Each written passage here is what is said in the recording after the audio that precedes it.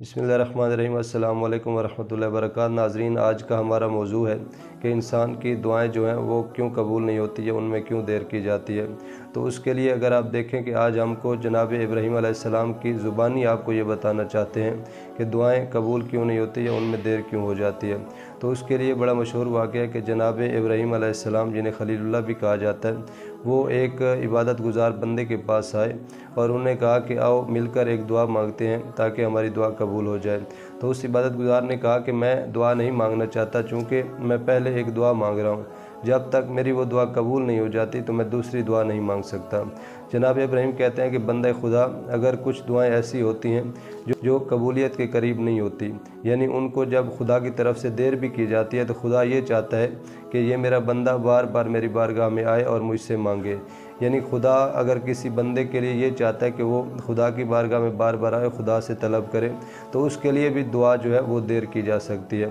दूसरी वजह ये होती है कि अगर किसी की दुआ फ़ौरन कबूल हो जाती है तो उसमें भी कुछ ऐसे लोग होते हैं जिनके लिए खुदा नहीं चाहता कि ये बार बार मेरी बारगाह में आए।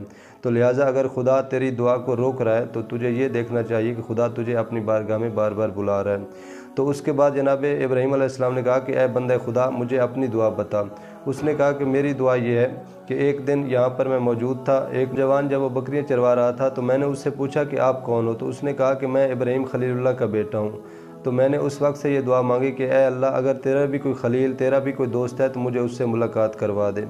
तो जब तक वो मेरी दुआ कबूल नहीं होगी मैं उस वक्त तक जो है दूसरी दुआ नहीं मांग सकता। तो उसके लिए जनाब इब्राहीम अलैहिस्सलाम ने कहा कि अच्छा, अगर तेरी ये दुआ है तो फिर मैं जो तेरे सामने खड़ा हूँ मैं इब्राहीम खलीलुल्लाह हूँ। यानी उसी वक्त उसकी दुआ जो है वो कबूल हो गई। यानी इसी तरह कहा जाता है कि कुछ दुआएं ऐसी होती हैं कि अगर उनमें देर हो रही होती है या वो नहीं कबूल हो रही होती तो उसके लिए भी एक हिकमत होती है। जो हमें दुआ मांगते हुए भी इस चीज़ का अंदाज़ा होना चाहिए कि हम जो दुआ मांग रहे हैं हमारे लिए किस तरह है। तो इसी तरह और भी मासूमीन अलैहिस्सलाम की हदीस मौजूद है। मासूम फरमाते हैं कि एक दुआ को जो है आप बार बार मांगा करें, यानी जब तक वो दुआ आपकी कबूल नहीं हो जाती उस वक्त तक मांगते रहें।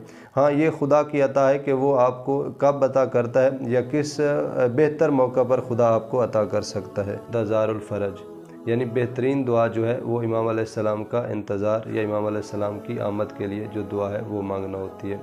उसके लिए अगर आप देखें कि जब भी हम किसी ऐसे वक्त में होते हैं, जब पहले हमने ये वीडियो बनाई थी तो उसमें ये कहा था कि दुआ मांगने का जो अफजल वक्त होता है या बेहतरीन वक्त जो होता है उसमें बहुत सी ऐसी चीज़ें होती हैं।